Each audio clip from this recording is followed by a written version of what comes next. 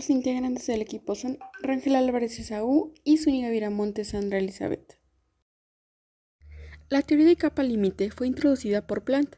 Esta teoría establece que, para un fluido en movimiento, todas las pérdidas por fricción tienen lugar en una delgada capa adyacente al contorno del sólido, llamada capa límite, y que el flujo exterior a dicha capa puede considerarse como carente de viscosidad.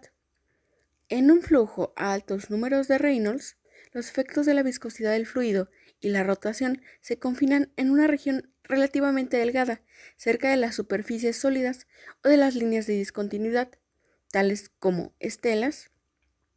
Como la capa límite es delgada, se pueden introducir ciertas simplificaciones en las ecuaciones del movimiento.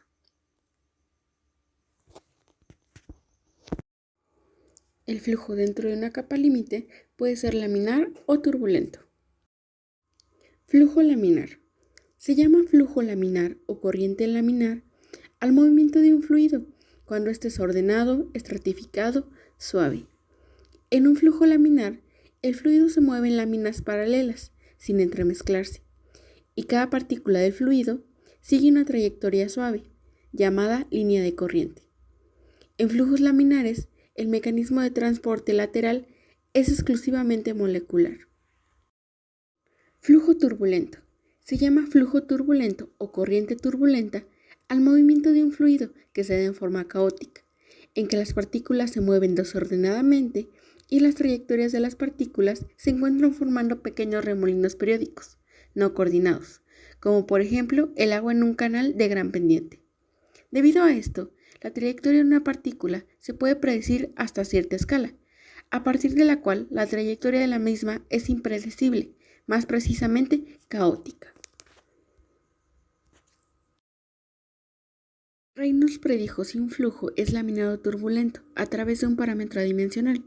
El número de Reynolds, que representa la relación entre la viscosidad y la inercia en el movimiento de un fluido, se representa como número de Reynolds es igual a la velocidad característica del fluido por el diámetro de la sección por la que circula el fluido entre la viscosidad cinemática. Cuando el número de Reynolds es menor a 2000, se considera flujo laminar. Las fuerzas viscosas son proporcionalmente más fuertes que las fuerzas de inercia. Las partículas tienden a moverse en líneas de corriente. Por lo contrario, cuando el número de Reynolds es mayor a 4000, se considera flujo turbulento. Las fuerzas viscosas son débiles comparadas con las fuerzas de inercia. Las partículas se mueven en recorridos irregulares. Cuando el número de Reynolds se encuentra entre 2000 y 4000, se considera flujo transicional y este no puede ser modelado.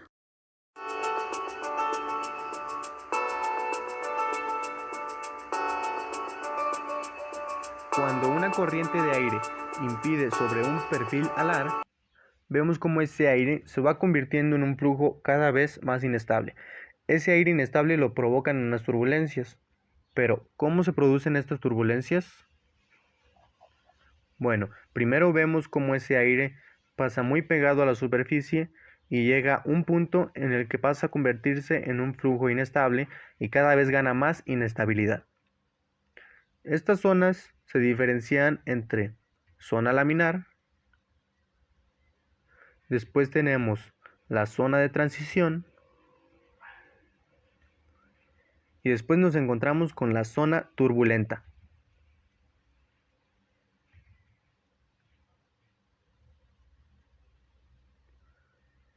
Para entenderlo mejor, tenemos un objeto con una velocidad copiada por el aire que tiene alrededor. Lo que ocurre es que el aire que está por encima va a ir reduciendo su velocidad. Esto a causa de su viscosidad, que a su vez produce la fricción.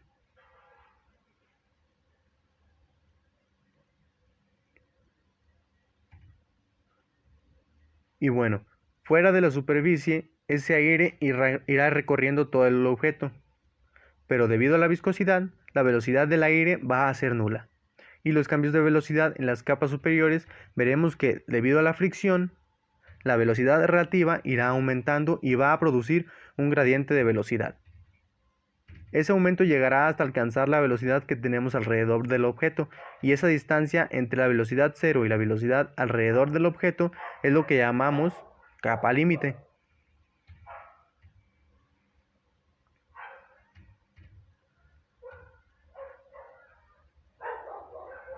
Ahora veremos por qué se producen las turbulencias. Tenemos un gradiente de velocidades, como ya dijimos, y en esas zonas se produce una zona de baja presión. Y veremos que el gradiente de velocidades irá aumentando su tamaño y la velocidad cero subirá de nivel. Y llegará a un punto en el que el aire recircule hacia atrás buscando la zona de menor presión, y eso va a provocar que la capa límite se desprenda.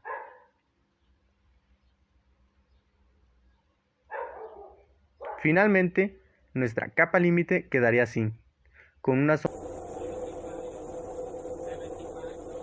Y en este video se muestra claramente dónde está la zona laminar y la zona turbulenta.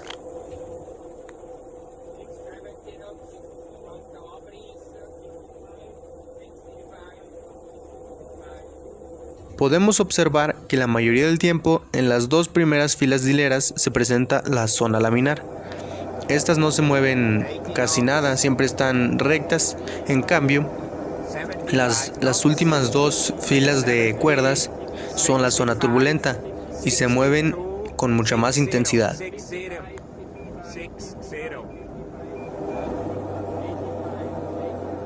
Flaps takeoff with idle. 75, 73 knots. Y enseguida veremos el ejemplo del flujo laminar y el flujo turbulento en automóviles.